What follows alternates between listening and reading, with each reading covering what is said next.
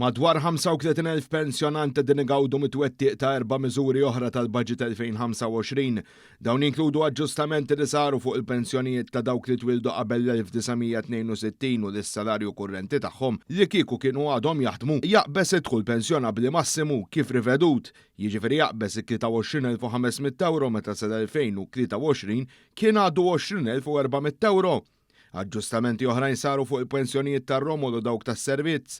Fil-fatt madwar 20,000 pensjonant inkluż madwar 3,000 Romol gawdew mill-aġġustament tal-persuni li twildu qabel l-1962. 7,300 pensjonanti Romol ukoll gawdew minn titjib fil-pensjonanti tagħhom bitwettiq ta' proċess li beda fl-2022 u li għandu jwassal biex fl-2027 jibdew jitħallsu l-pensjonisti ħalli kellhom dritt għal konjugi tagħhom kieku baqgħu ħajjin. Waqt konferenza tal-aħbarijiet is-Segretarju Permanenti fil-Ministeru għall-Politika Soċjali Mark Musu semma wkoll kif anke l-pensjonanti tas-servizz kellhom aġġustament fl-ammont li ma jiġix kunsidrat għal fini tal-pensjoni tas-Sigurtà Soċjali.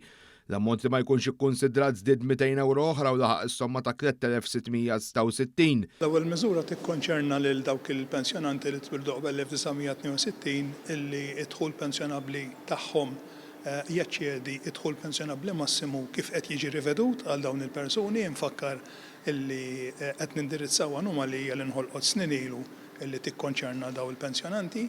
Għandek imbagħad miżura oħra tikkonċerna l-aġġustament li qed isir fil-pensjonijiet tar-Romol sabiex dawn gradwalment jibdew jirċievu il-pensjoni sħiħa li kieku għandu l-konjiġi tagħhom kieku għadu ħaj u ż-żewġ miżuri l-oħrajn jikkonċernaw il-pensjonanti tas-servizz. Min-naħa tiegħu il-Ministru responsabbli Michael Falzon spjega li għal darb'oħra il-Gvern qed iżomm kelmtu biex jindurizza anomaliji li ħolqu amministrazzjonijiet nazzjonalisti. U impenni li urejna tul dal-aħħar 11-il sena dejjem żdiedu l-pensjonijiet kontra li kien jiġri żmien ieħor u mhux nista' nagħmel commitment barra l-miżuri tal-lum il-commitment qiegħed hemm li ħanerġgħu nżidu l-pensjonijiet kollha jrid il-baġit li ġej.